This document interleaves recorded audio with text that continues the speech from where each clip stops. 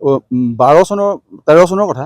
13 চনত তাৰ এটা যুৱ সংঘ আছে সেই যুৱ সংঘটোৱে মানে কোনোবা এটা সময়ত তেখেতলোকে খনন কৰোঁতে মানে এই বস্তুবিলাক ওলাই পৰিছিলে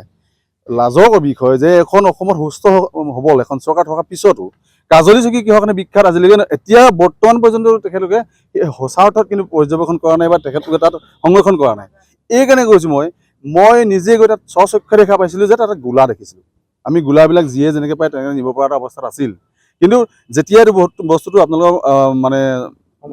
সংবাদ মাধ্যমে যেতিয়া বস্তুটো উলিয়াই আনিলে তেতিয়াহে চৰকাৰ গা লৰিলে আৰু অসমত যে এটা আৰ্কলজিকেল ডিপাৰ্টমেণ্ট এটা আছে সেইটো এটা সম্পূৰ্ণ এটা মানে এটা আপোনালোকৰ খুব তুলুঙা কথাই হৈ পৰিছে কাৰণ কিন্তু আৰ্কলজিকেল ডিপাৰ্টমেণ্টটো সম্পূৰ্ণ DC ডিপাৰ্টমেণ্টৰ পৰা যদি তালৈ যদি কোনো ধৰণৰ অনুমতি নাযায় তেতিয়াহ'লে কোনো এটা বস্তু এটা সংৰক্ষণ কৰিব নোৱাৰে আৰু এটা কথা ঐতিহাসিক সময়লৈ এটা সংৰক্ষণ কৰাৰ ক্ষেত্ৰত অসম চৰকাৰ ইমান হেমাহি যে আপোনালোকে এতিয়াও যদি যায় অকণমানি লোহাৰ গেট এখন দি থৈছে আৰু সেই লোহাৰ গেটখনেই তেওঁলোকৰ সংৰক্ষণৰ শেষ বুলি ভাবি আছে আৰু দ্বিতীয় কথা কৈছোঁ কি যিটো আপোনাৰ পাহাৰ আছে সেই পাহাৰটোত অগাধ গতিত যেনি তেনি মানুহবিলাকে যেনিয়ে তেনিয়ে অবাধ গতিত তেওঁলোকে ঘৰ বনাইছে বেদখল কৰি আছে সেই বেদখলসমূহ কোনো ধৰণে চৰকাৰ মানে গ্ৰহণযোগ্য হ'ব নালাগে বা আমাৰ অসমীয়া সমাজৰ কাৰণেও গ্ৰহণযোগ্য হ'ব নোৱাৰে যিখিনি মানুহে তাত সেই বেদখল কৰি আছে সেইখিনি সম্পূৰ্ণ জাতিদ্ৰোহী বুলি আমি ঘোষণা কৰিব পাৰোঁ আমি মানে গণ্য কৰিব পাৰোঁ তেখেতলোকক কিন্তু চৰকাৰে সেইখিনিসমূহ সেই মানুহবিলাকক উচ্ছেদ কৰিব লাগে কিয়নো এইটো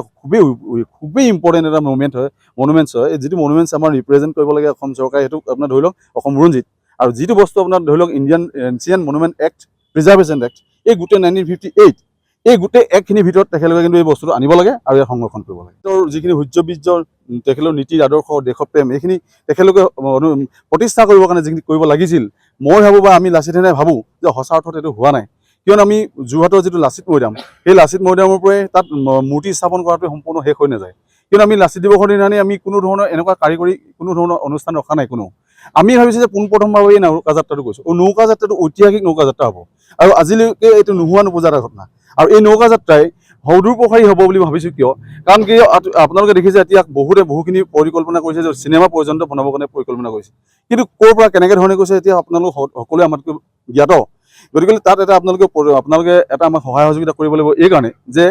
এই নৌকা যাত্ৰাটোৱে কাজলীবাসী ৰাইজক সমূহ অসমবাসীৰ আগত চিনাকি দিব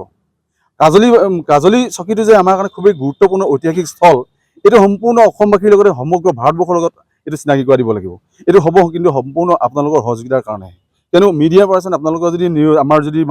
গণমাধ্যমে যদি আমাক এইটো সহায় নকৰে তেতিয়াহ'লে এই বস্তুটো সম্পূৰ্ণ লুকাই থাকিব কিন্তু গতিকে মই অনুৰোধ জনাম আপোনালোকৰ লগতে কাজলীবাসী ৰাইজক আৰু সদৌ গুৱাহাটীবাসী ৰাইজক যাতে আপোনালোকে দেখাই দিয়ক লাচিত বৰফুকন যি কাৰণে ইয়াত বিখ্যাত হৈছিলে সেই বিখ্যাত হোৱাৰ গোটেই প্ৰত্যেকটো মানে পৰিঘটনাসমূহ যাতে পৰিস্ফুটভাৱে ইয়াত ওলাই পৰে জুবিন গাৰ্গৰ গীতসমূহৰ ওপৰত আধাৰিত গানে কি আনে নামৰ এটা সুন্দৰ অনুষ্ঠান আপোনালোকৰ ওচৰলৈ আহি আছে অতি শীঘ্ৰে অহা 15 আগষ্টৰ পৰা ধেমাজিৰ পৰা প্ৰথম অডিশ্যন আৰম্ভ হ'ব আৰু সেই অডিশ্যনৰ যোগেদি